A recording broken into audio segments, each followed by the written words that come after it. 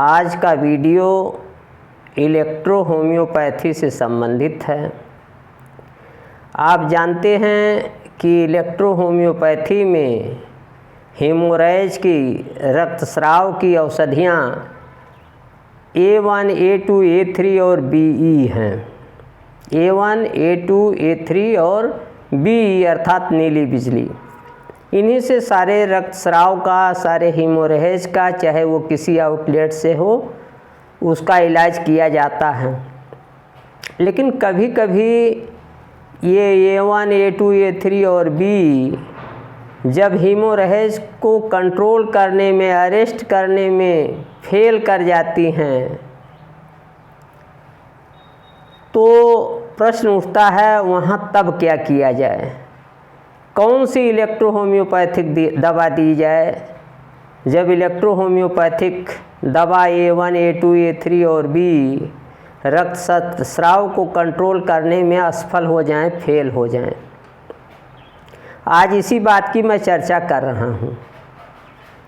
जब किसी आउटलेट से, चाहे वो नाक हो, नोज हो, चाहे आई हो, चाहे लंग्स हों, चाहे ईयर्स हों, चाहे जो है यूटेरस हो, कहीं से भी, किसी भी आउटलेट से जब चमकीला लाल रक्त बह रहा हो, अर्थात जो रक्तस्राव हो रहा हो वो धमनियों से हो रहा हो, आर्टरीज से हो रहा हो, तो ऐसे रक्तस्राव में A1 दिया जाता है। A1 को डाइल्यूशन में आवश्यकता अनुसार A1 को second dilution, third dilution, 10th dilution, 30-200, आप इस तरीके से तमाम डाइल्यूशन में A1 को यूज करते हैं।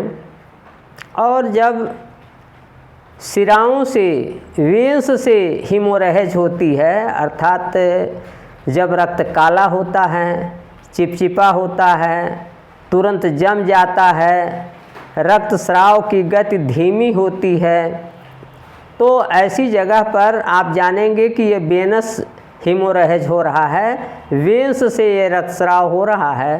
तो ऐसी स्थिति में A2 दिया जाता है इंटरनली डाइल्यूशंस में। और तमाम जगहों पर जो पुराने रक्तस्राव होते हैं, बहुत दिनों से चले आ रहे हैं, डिकम्पोज्ड हैं, तो वहाँ A3 का प्रयोग किया जाता है।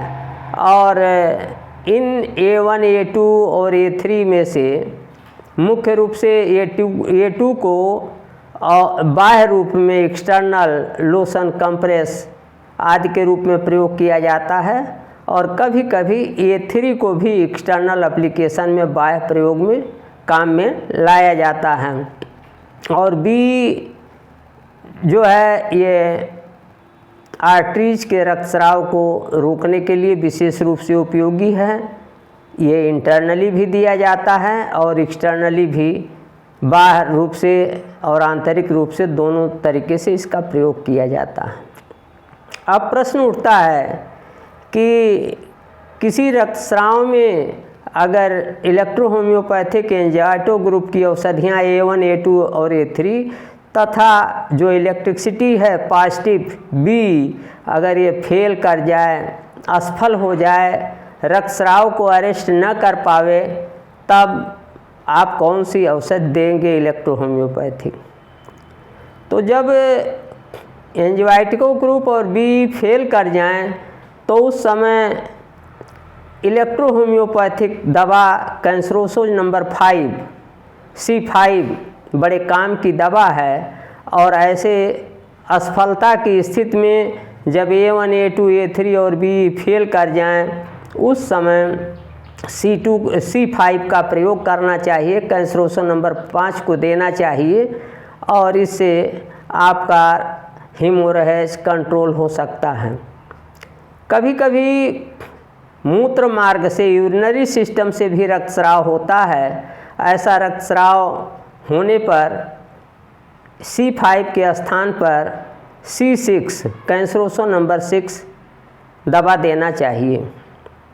तो इस तरीके से मैंने आपको बताया कि जब इलेक्ट्रो होम्योपैथिक दवा A1, A2, A3 और B फेल कर जाएं किसी रक्तस्राव को कंट्रोल करने में, किसी रक्तस्राव को अरेस्ट करने में, तो ऐसे समय में आप बुद्ध विवेक का प्रयोग करते हुए C5 और C6 कैंसरोसोज नंबर 5 और कैंसरोसोज नंबर 6 C5 और 6 औषधियों को काम में ला सकते हैं। इनसे आप हीमोरेज कंट्रोल कर सकते हैं।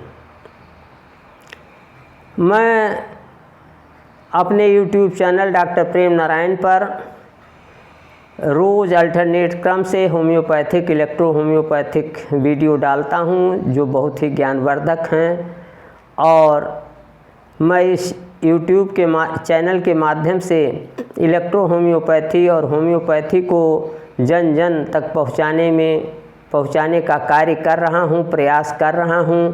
आप भी यदि अभी तक आपने मेरा YouTube चैनल सब्सक्राइब नहीं किया है तो आज ही सब्सक्राइब कर लें, और इलेक्ट्रो होम्योपैथी और होम्योपैथी को जन जन तक पहुंचाने की हमारी मुहिम के सारथी बने, सहभागी बने।